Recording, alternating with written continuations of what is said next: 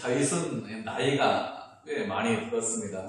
그래서 이불을 덮어도 따뜻하지 않은 그런 나이가 되어서 신하들이 젊은 처자 하나를 구해서 왕을 받들어 모시게 했는데, 그래도 다윗이 좋아질 기미가 보이지 않았습니다. 나이가 먹고 이제 노쇠해서 더 이상 움직이지 못하는, 그리고 자신의 살 날이 얼마 남지 않은 그것을 깨달은 다윗이 그래서 한 일이 무엇이냐, 왕이 된 어린 솔로몬에게 유언을 하는 것입니다. 2절을 보면 내가 이 세상에 있는 모든 사람들의 길로 가게 되었다, 이렇게 다윗이 말을 하고 있습니다. 다윗이 누구죠? 다윗은 이스라엘 역사 중에서 가장 위대한 왕이고, 그리고 가장 위대한 용사죠. 얼마나 위대한 왕이냐, 얼마나 위대한 왕인가 하면은 다윗 이후의 모든 왕들을 평가할 때 그 왕이 다윗의 길로 가느냐, 다윗의 길로 가지 않았느냐, 이것을 가지고 평가합니다. 다윗의 길로 갔으면 그 왕은 참 선한 왕이다, 이렇게 평가를 받고, 다윗의 길로 가지 않았으면 그 왕은 악한 왕이다, 이런 평가를 받죠. 이스라엘 역사 가운데 이런 식으로 평가를 받는 그런 훌륭한 왕, 그런 왕이 있었느냐? 그런 왕은 아무도 없었습니다. 그리고 다윗이 한 일을 잘 생각해보면 다윗과 같은 그런 왕도 없어요. 실제로 전무후무한 그런 왕입니다. 하나님께서 내 마음에 합한 사람이다, 이렇게 말씀하셨고, 내 마음에 맞는 사람이다, 이런 의미로 하나님께서 분명히 말씀하셨습니다. 이렇게 다윗이 훌륭한 왕인데, 그리고 본받을 만한 그런 왕인데, 그가 어떻게 하고 있습니까? 이제 모든 사람들이 가는 길로 가게 되었다, 이렇게 고백을 하고 있습니다. 이 땅에서 훌륭한 삶을 살았지만, 그렇지만 그 생명이 이 땅에서 영원하지 않다는 것입니다. 그도 결국에는 유한한 인생을 살아야 합니다. 이 땅에 태어난 모든 인간, 우리도 다 마찬가지 아닙니까? 모든 인생은 유한한 인생을 살아야 합니다. 그 인생이 무한하거나 아니면 그의 능력이 무한되다, 이런 사람은 아무도 없습니다. 하나님께서 인간의 한계를 정해놓으셨죠. 그렇기 때문에 인간은 그 한계 안에 있고, 그리고 그 한계 밖으로 나가서 어떤 일을 할 수 있는 사람, 그런 사람은 아무도 없습니다. 이렇게 한계 안에 있고 유한한데, 그런데 그런 한계 안에 있는 그런 우리들이 어떤 삶을 살아야 지혜로운 삶을 사는 것일까요? 어떻게 살아야 인생을 후회하지 않고 살았다, 잘 살았다, 이런 소리를 할 수 있을까요? 다윗의 유언을 보면 어떤 삶을 사는 것이 지혜로운 삶인지 우리가 알 수 있습니다. 다윗은 참 훌륭한 왕이죠. 용사로 살면서 여러 가지 경험을 했습니다. 아주 어릴 적에 골리앗과 싸워서 이겼습니다. 그리고 왕이 되기 이전에는 사울왕에게 쫓겨 다녔습니다. 오랫동안 피난 생활을 하고 하나님과 어려움을 당했습니다. 왕 위에 오른 이후에도 그가 평안한 삶을 살았느냐? 평안할 때도 있었는데 평안하지 않을 때도 있었습니다. 가장 대표적으로 어렵고 힘든 일이 무엇이냐? 아들 압살롬이 반역을 하는 거죠. 아들이 반역해서 도망가는데 신발도 신지 못하고 그렇게 도망가고, 또 그 아들을 사랑해서 전쟁하는 군사들에게 아들을 상대해라, 아들을 제발 죽이지 말라, 그렇게 계속해서 부탁했음에도 불구하고 그 아들이 죽는 그런 경험을 했습니다. 아들 압살롬의 반역이 그의 가슴에 가장 가슴 아픈, 그리고 가장 힘든 일 중에 하나였을 것입니다. 이런 일을 겪고 나이가 많아서 이제 죽을 때가 되어서 그가 어린 솔로몬에게 유언을 하고 있습니다. 솔로몬은 아직 나이가 좀 어리죠. 경험이 부족합니다. 어린 나이에 왕이 되었지만 과연 나라를 잘 다스릴 것인데, 그런 의문이 있는 그런 아들, 그런 왕인데, 그런 아들을 보면서 다윗이 무엇이라고 유언할까요? 무엇을 유언하겠습니까? 그런 아들이 있다면 인생의 가장 중요한 것이 무엇인지, 가장 가치 있는 것이 무엇인지, 그것을 유언하겠죠, 어린 아들에게. 그리고 또 무엇을 유언하겠습니까? 그리고 어떻게 하는 것이 나라를 가장 잘 통치하는 것이냐, 무엇을 해야 백성들을 잘 이끄는 것이냐, 이것에 대해서 분명히 유언을 할 것입니다. 이렇게 죽음이 임박한 다윗이 그런 마음을 가지고 솔로몬에게 유언했습니다. 무엇이라고 했는가 하면 힘써서 대장부가 되어라, 이렇게 유언을 했습니다. 대장부가 되라는 것은 씩씩한 남자가 되라, 이런 뜻이죠. 용감한 남자가 되고 어떤 일이 있어도 두려워하지 말고 뒤로 물러가지 말라, 이런 의미로 대장부가 되어라, 이렇게 유언을 하고 권면하고 있습니다. 솔로몬이 어리잖아요. 그렇기 때문에 얼마든지 이렇게 유언할 수 있습니다. 주변에 강대국들도 많이 있습니다. 그리고 그 당시는 지금과 좀 다르게 전쟁을 하면 왕이 직접 그 전쟁에 참여해야 되기 때문에 어떤 일이 있어도 두려워하지 말고 용감하게 싸워라, 그런 의미도 얼마든지 이렇게 유언할 수 있습니다. 그런데 다윗이 힘써서 솔로몬에게 대장부가 되어라 이렇게 유언하는 이유가 무엇일까요? 그렇게 주변에 강한 나라들이 있기 때문에, 아니면 나이가 많은 신하들, 그런 신하들이 있는데 그런 신하들 사이에서 왕으로서 권위를 세우기 위해서는 대장부처럼 행동해야, 그래야 권위가 서기 때문에, 그래서 대장부가 되어라 이렇게 권면을 하는 것일까요?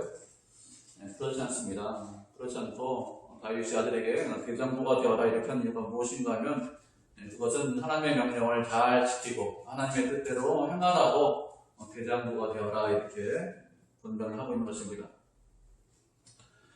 하나님의 말씀에 순종하고 하나님의 뜻대로 살아가기 위해서 대장부가 되어라 이렇게 권면하고 있는데, 그러면 대장부가 되어야 되는 이유가 무엇일까요?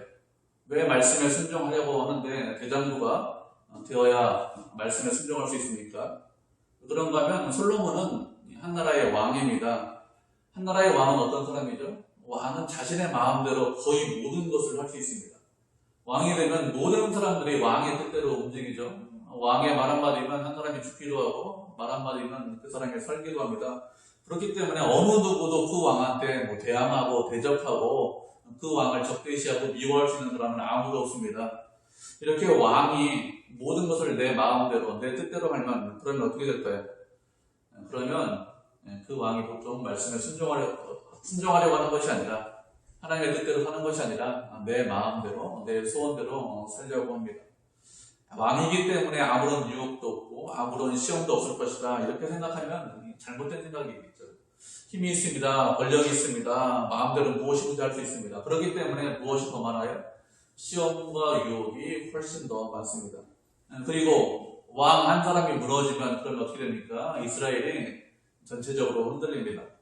그래서 왕에게 사탄의 공격이 훨씬 더 많이 있겠죠. 그렇기 때문에 하나님의 말씀을 잘 지키고 그 말씀에 순종하기 위해서 필요한 것이 무엇이냐? 그것은 대장부가 되는 것이죠.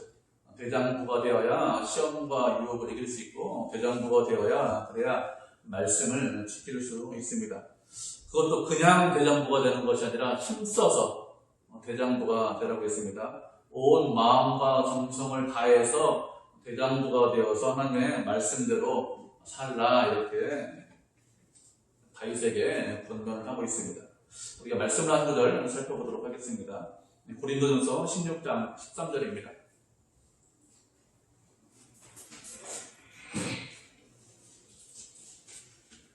고린도전서 16장 13절입니다.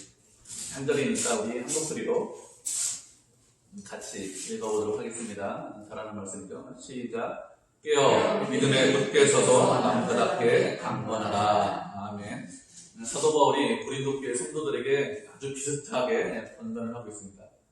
깨어 믿음에 굳게 서서 남자답게 강건하라 이렇게 권면을 하고 있습니다. 깨어 있으라는 것은 영적으로 잠을 자지 말고 깨어 있으라는 것입니다. 교회를 무너뜨리려고 하고, 그리고 성도를 넘어지게 하는 그런 세력이 밖에 많이 있기 때문에 언제나 우리는 어떻게 됩니까? 영적으로 깨어 있어야 됩니다. 그래야 시험과 유혹을 이길 수 있죠. 그리고 믿음에 굳게 서라고 했습니다. 믿음에 굳게 선다는 것은 하나님을 굳게 믿고 의지하라는 것입니다. 이 땅에서 우리가 의지할 분은 누구밖에 없습니까? 하나님밖에 없습니다. 하나님께서 우리에게 승리를 주시고, 하나님께서 우리를 인도하시고 선하게 인도하시고, 그리고 우리의 소망이 누구밖에 없느냐? 하나님밖에 없기 때문에, 그래서 어떤 상황을 만나든지 세상에서 어떤 일이 일어나든지 끝까지 주님을 믿고 있으라는 것이죠. 믿고 서 있으라고 했습니다. 서 있다는 것은 준비하고 있으라는 거예요. 일이 있으면, 어떤 일이 일어나면 당장 대처할 수 있도록 그렇게 준비하는 것, 그것이 서 있는 것입니다. 믿음으로 대처하도록 그렇게 하는 것이 서 있는 것이죠. 그리고 남자다워라 이렇게 권면하고 있습니다. 남자답다는 것은 말씀드린 대로 용감하는 겁니다. 사탄이 우리를 공격합니다. 적이 없는 것이 아닙니다. 우리를 항상 넘어뜨리려고 우리를 공격하는데, 그것 때문에 두려워하거나 무서워하거나 피하거나 그렇게 하는 것이 아니라 남자답게 서서 용감하게 맞서 싸우라는 것이죠. 그렇게 남자답게 싸우면, 사탄을 대적하면 어떻게 한다고 했습니까? 사탄이 우리를 피한다고 했습니다. 사탄이 우리를 넘어뜨리고 우리를 이기는 것이 아니라 대적하면 사탄이 우리를 피하기 때문에, 그래서 남자답아라 이렇게 말씀하고 있죠. 그리고 강건하라고 했습니다. 강건하라는 것은 약하지 말라는 것이죠. 약하면 이기지 못합니다. 강해야 이길 수 있습니다. 약하면 승리하지 못합니다. 강건해야, 그래야 영적인 전쟁에서 이길 수 있기 때문에 강건해라 이렇게 말씀하고 권면하고 있는 것이죠. 성령으로 충만하고, 그래서 충만하고 강건해서, 그래서 남자답게 서서 싸워라, 사탄을 물리쳐라, 이렇게 사도 바울도 우리에게 권면을 하고 있습니다. 그렇게 해야, 강건해야, 남자다워야, 그래야 하나님의 말씀에 순종할 수 있습니다.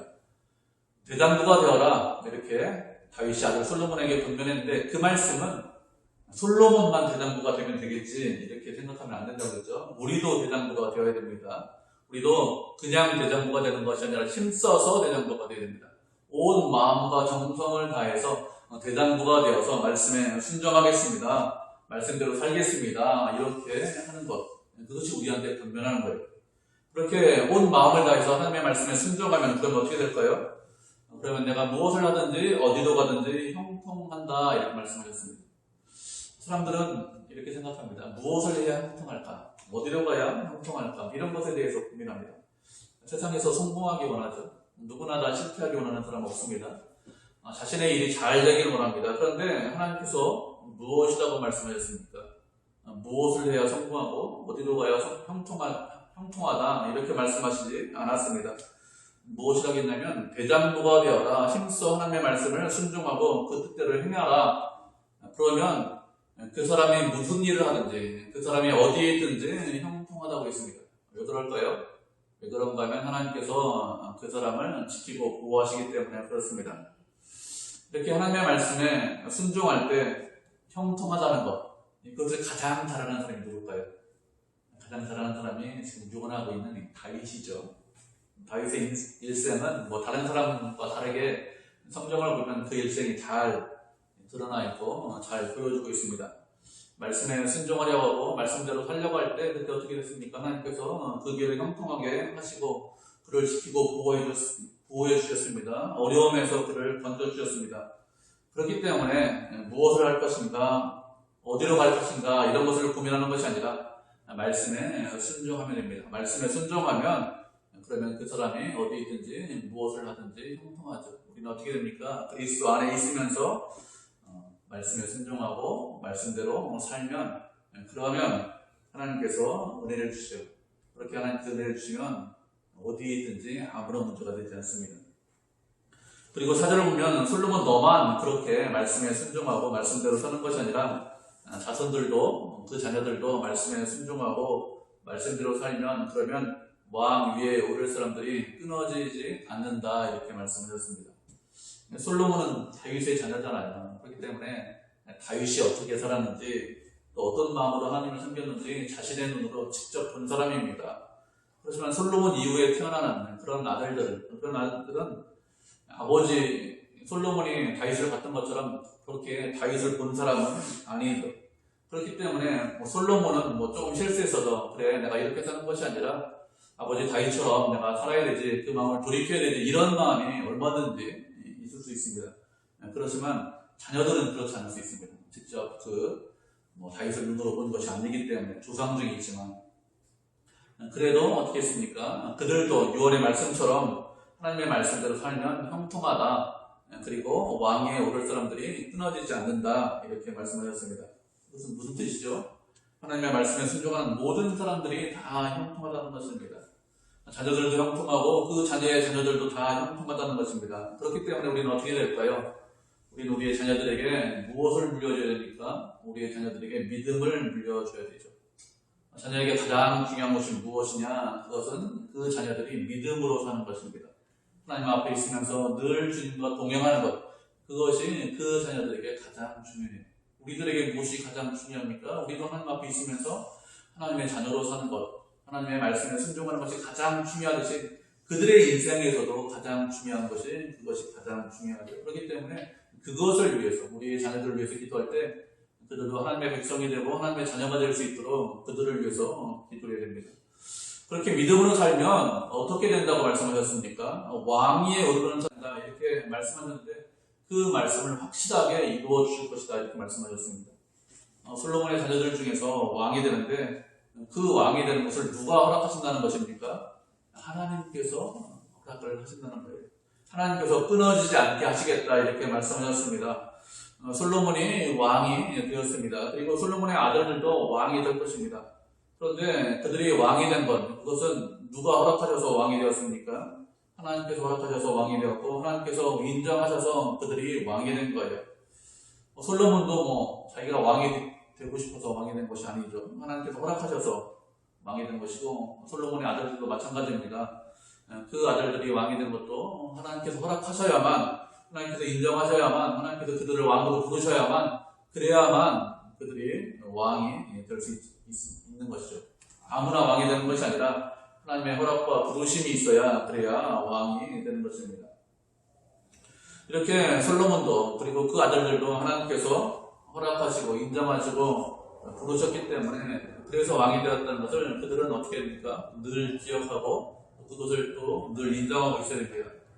그런가 하면 왕으로 있으면 그러면 어려운 일이 많이 있기 때문에 그렇습니다.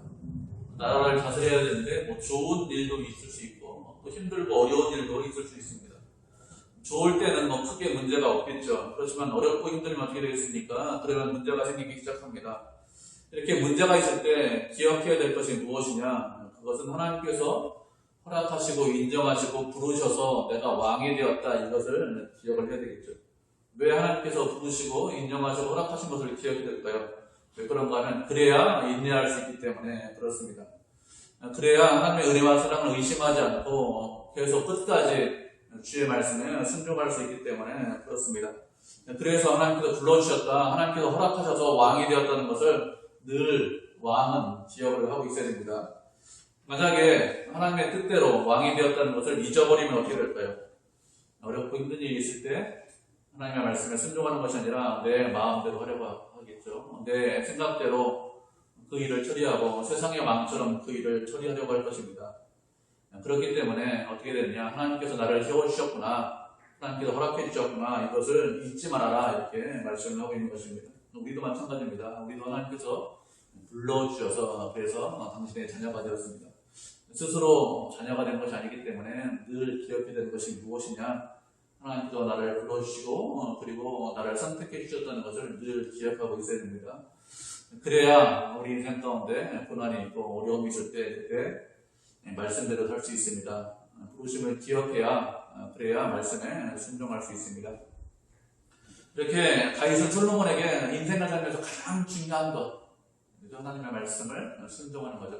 그것에 대해서 꼭 필요한 것, 그것이 가장 중요하다, 이것을 유언했습니다. 그런데 이것만 유언한 것은 아니에요. 5절부터 9절까지의 말씀을 보면 요압과 바르실레와 시므에 관해서도 같이 유언을 합니다.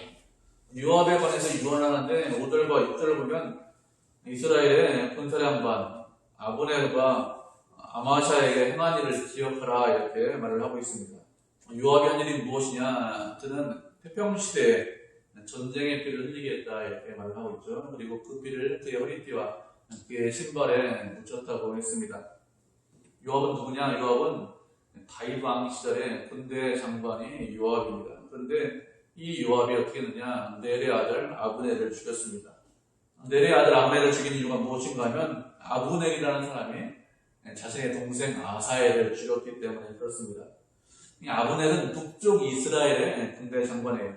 사울왕이 죽자 이 아브넬이라는 사람이 사울의 아들 이스보셋을 데려가서 요단강 동편으로 도망을 갑니다. 그래서 그 이스보셋을 왕으로 세우고 자신은 그 아래서 군대 장관을 했습니다. 사울이 죽은 이후에 이스라엘이 두 나라로 잠깐 나뉩니다. 남쪽 유다와 북쪽 이스라엘을 이렇게 두 나라로 잠깐 나뉘는데 두 나라가 나뉜 이후에 서로 전쟁을 아주 맹렬하고 합니다. 그 전쟁 중에서 요압의 동생 아사엘이 죽어요. 어떻게 죽었는지 우리가 말씀을 한 것을 보도록 하겠습니다. 사무엘하 2장 18절부터 23절입니다.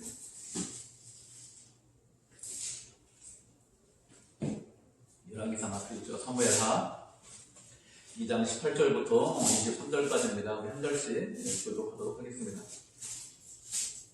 사무엘하 2장 18절부터 23절입니다. 되셨죠? 18절 먼저 읽겠습니다. 사무엘하 2장 18절. 그곳에 수리아의 세 아들 요압과 아비새와 아사엘이 있었는데 아사엘의 발은 들노루같이 빠르더라. 아사엘이 아버지를 찾아 달려가되 좌우로 멈추지 않고 아버지를 뒤를 쫓으니 아버지는 뒤를 돌아보며 이르되 아사엘아 너냐 대답하되 나로라.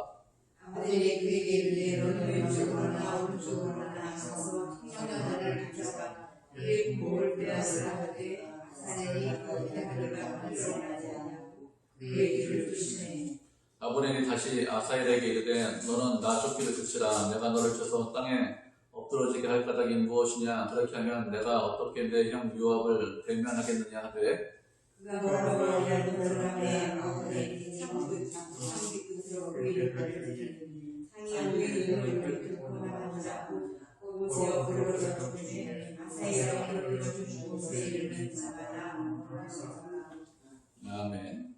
남북이 전쟁을 하는데 어떤 일이 있었는가 하면 요압의 형제들 군인들이기 때문에 다 전쟁에 참여합니다. 그 중에서 막내 동생인 아사엘이 아주 달리기를 잘하죠. 들노루와 같이 빠르게 달립니다. 이런 아사엘이 북쪽의 군대 장관인 아브넬을 잡기 위해서 아브넬의 뒤를 쫓아서 달려가고 있었습니다. 그래서 아브넬이 무엇이라고 합니까? 너 아사엘이냐? 너 아사엘인데 나 쫓아오지 말고 쫓아오려면 군복 입고 쫓아와라. 이렇게 이야기합니다. 다칠까봐 이렇게 이야기하는 거예요. 그러니까 그 말을 듣지 않고 계속해서 쫓아옵니다. 그러니까 또 아브넬이 무엇이라고 합니까? 쫓아오다가 잘못하면 죽으니까 너 죽으면 내가 내 형 요압 얼굴을 어떻게 보겠느냐. 그러니까 더 이상 쫓아오지 말아라. 이렇게 이야기해요. 다 알고 있는 거예요. 같은 민족이기 때문에 전쟁을 하고 있지만 그렇지만 그가 누군지 뭐 다 군인이다. 누가 나를 쫓아오고 나를 죽이려고 했는지 다 알고 있습니다. 그런데 계속해서 죽이겠다고 쫓아오니까 창 뒤끝으로, 앞도 아닙니다. 뒤끝으로 찔러서 죽였습니다. 빨리 달려오니까 쫓아가지고 죽였겠죠. 이렇게 해서 더 이상 전쟁을 못하고 그날 전쟁이 끝납니다. 이렇게 전쟁 중에 아브넬이 요압의 동생 아사엘을 죽였습니다. 그리고 몇 년이 지났습니다. 북쪽 이스라엘이 점점 세력이 약해져요. 그러자 아브넬이 다윗을 찾아옵니다. 평화협정을 맺자고 다윗을 나중에 찾아옵니다. 전쟁하지 않고 이제 북쪽에 있는 이스라엘 모든 지파가 다 다윗을 왕으로 추대하겠습니다. 왕을 섬기겠습니다. 이렇게 합니다. 평화협정을 하자고 찾아왔는데 그런데 요압이 어떻게 했느냐? 이런 아브넬을 암살해버립니다. 죽여버립니다. 아브넬을 죽인 이유가 무엇이냐? 그것은 동생을 죽였기 때문에 원한 때문에 복수하겠다 이렇게 한 것이죠. 전쟁 중에 동생이 죽었습니다. 그런데 전쟁 중에 동생을 죽였는데 요압은 어떻게 합니까? 평화 중에 어떻게 하죠? 그 아브넬을 죽였습니다. 우리가 전쟁 중에 군인을 죽일 수 있습니다. 그것을 뭐라고 합니까? 그것을 살인이라고 하지 않아요. 왜요? 전쟁이라는 상황이기 때문에 어쩔 수 없이 그렇게 한 것입니다. 그것이 그렇지만 전쟁이라는 상황이기 때문에 죽이지 않으면 안 되기 때문에 그래서 죽여서 그것을 살인이라고 하지 않습니다. 그런데 평화협정을 맺으러 온 아브넬을 죽였습니다. 그것도 암살했죠. 그건 살인이죠. 이렇게 아브넬을 죽여서 다윗이 상당히 어려움을 당합니다. 아마샤에게도 비슷한 일을 행하죠. 다윗이 압살롬과 전쟁을 하고 돌아왔는데 세바라는 사람이 다시 반란을 일으킵니다. 그래서 아마샤를 군대장관으로 임명하고 사흘 동안 유다 지파한테 가서 나팔을 불어서 사람을 불러 모으고 그리고 세바의 반란을 진압해라 이렇게 다윗이 아마샤에게 명령을 내립니다. 근데 이 아마샤가 무슨 일이 있었는지 사흘 동안 군인을 다 불러 모으지 못해요. 시간이 점점 이렇게 끊어집니다. 그러니까 반란을 진압하지 못하니까 요압이 어떻게 하냐면 그냥 아마샤를 죽여버립니다. 말씀을 쭉 읽어보면 아마샤가 뭐 크게 잘못한 것이 없습니다. 그리고 다윗이 군대장관으로 임명을 했는데 그런데 반란을 진압해야 되는데 군대장관을 죽여버렸기 때문에 그 일로 인해서 이때도 다윗이 상당한 어려움을 처하죠. 이렇게 요압은 전쟁 중에 사람을 죽인 것이 아니라 평화 시에 사람을 죽였는데 이것을 보고 그냥 넘어가지 말아라. 내 지혜대로 백발이 소울에 평안이 내려가지 못하도록 해라. 이렇게 유언을 했습니다. 그리고 또 누구에 대해서 유언을 했는가 하면 시므이에 대해서도 유언하죠. 시므이가 너와 함께 있다 이렇게 말씀을 하고 있습니다. 시므이가 너와 함께 있다는 것은 아도니아가 반역했는데 시므이가 아도니아가 반역하는 아도니아의 편에 서지 않았다는 것입니다. 1장을 보면 아도니아와 반역한 사람들 그리고 아도니아와 반역하지 않은 사람들 그 사람들의 이름이 쭉 나오는데 아도니아의 반역에 포함하지 않은 사람 이름 중에 시므이가 있습니다.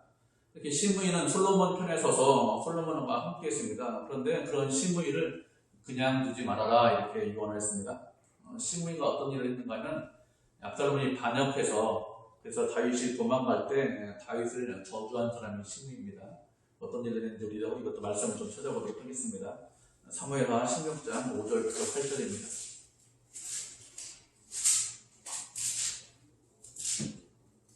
사무엘하 16장 5절부터 8절까지 한 절씩 보도록 하죠. 제가 먼저 읽겠습니다. 16장 5절입니다. 다윗 왕이 바울임의 이름에 거기서 사울의 친족한 사람이 나오니 게라의 아들이요 이름은 시므이라. 그가 나오면서 계속하여 저주하고 또 다윗과 가정의 모든 신하들을 향하여 불을 던지니 그들의 모든 백성과 용사들과 왕이 주위에 있었다. 시므이가 저주하는 가운데 이와 같이 말하니라. 피를 흘린 자여 사악한 자여 가거라. 사울의 조수의 모든 무리를 왕에게 돌리셨도다. 이를 위해서 내가 왕이 일어났으나 여호와께서 나라를 위하여 앞에서 이르셨도다. 불안한 피를 흘린 자이고 화를 타셔야 되라. 아멘. 다윗이 압살롬 아들이 반역해서 도망을 가고 있는데 사울의 친족인 시므이라는 사람이 다윗을 쫓아가면서 저주합니다. 사울은 베냐민 지파예요. 그런데 다윗은 유다 지파죠. 유다 지파인 다윗이 왕이 되었기 때문에 그래서 아주 못마땅하게 생각을 하고 있었습니다. 그런데 아들이 반역을 일으키자 다윗을 쫓아가면서 저주한 것입니다. 사울의 친족이고 베냐민 지파고 사울의 피를 흘렸는데 그런데 그것 때문에 아들이 반역한 것이다. 너는 이제 더 이상 왕이 아니다. 이렇게 하면서 다윗을 저주했는데 사실 다윗이 못마땅할 수 있습니다. 그래도 하나님께서 그렇게 그를 왕으로 세우셨기 때문에 그를 저주하면 안 되겠죠. 그런데 저주했습니다. 이런 저주 소리를 듣고 주변에 있는 군대 장관들이 저 사람을 가서 죽일까요? 이렇게 하니까 다윗을 죽이지 말라고 합니다. 하나님께서 그렇게 허락하신 것이다. 저주하라고 허락하신 것이기 때문에 죽이지 말아라. 아들도 압살롬도 아버지를 죽이려고 하는데 어떻게 저렇게 저주했다고 죽일 수 있느냐 이렇게 하면서 죽이지 못하게 합니다. 반역이 다 진압되었습니다. 압살롬이 죽었습니다. 다윗이 다시 왕이 되어서 예루살렘으로 돌아올 때 시므이가 어떻게 하는가 하면 베냐민 지파 1000명을 데리고 나와서 자신의 잘못을 용서해달라고 합니다. 이때도 군대 장관이 다윗 왕을 저주했기 때문에 죽여야 됩니다. 이렇게 하자 다윗이 그렇게 하지 않고 용서해 줍니다. 이런 시므이가 어떻게 하고 있어요? 솔로몬과 함께 있습니다. 이렇게 솔로몬과 함께 있는데 다윗이 무엇이라고 했는가 하면 이 시므이를 죄가 없는 자로 여기지 말아라 이렇게 했습니다. 그러면 다윗이 돌아올 때 그를 죽이지 않겠다고 맹세했는데 왜 그를 죽이지 않겠다고 맹세했을까요? 왜 그런가 하면 다윗이 다시 왕이 되어서 돌아온 길입니다. 다시 왕이 되어서 돌아오면서 그가 원한 것이 무엇이냐? 이스라엘 백성들이 서로 화합하고 하나가 되기를 원하고 있었습니다. 이스라엘 사회는 본래 이렇게 문벌 사회입니다. 같은 집안 사람들끼리, 같은 지파 사람들끼리 모여서 사는 그런 사회죠. 통일왕국이지만 그렇지만 지파의 특성이 상당히 강합니다. 그리고 지파 내에 있는 문제는 지파 내에서 다 처리하려고 하는 그런 특성이 있기 때문에 서로 화합하고 하나가 되는 것이 그렇게 쉽지 않습니다. 그런데 다윗이 다시 왕이 되어서 돌아오는 날에 사람을 죽이면 어떻게 될까요? 화합을 하려고 하는데 화합을 하는 것이 그렇게 쉽지 않을 것입니다. 그래서 다윗이 맹세하기를 너를 죽이지 않겠다 이렇게 맹세를 합니다. 그리고 나중에 베냐민 지파 사람 세바라는 사람이 반역을 일으켰을 때 다윗이 이런 행동을 했기 때문에 그래도 생각보다는 쉽게 반역을 진압합니다. 이렇게 다윗은 그때 상황상 어쩔 수 없이 용서했지만 그래도 죄가 없어서 용서하는 것이 아니라는 것이죠. 그래서 죄 없는 자로 여기지 말아라 이렇게 했습니다. 그리고 또 한 사람 이야기하는데 바르실레의 아들들에 관해서 이야기합니다. 바르실레가 누구냐? 이것도 압살롬의 반역과 관계 있는데요. 압살롬이 반역해서 다윗이 도망갔을 때 그때 다윗과 그 백성들을 공개한 사람이 바르실레입니다. 이것도 말씀 찾아보도록 하죠. 사무엘하 17장 27절에서 29절입니다.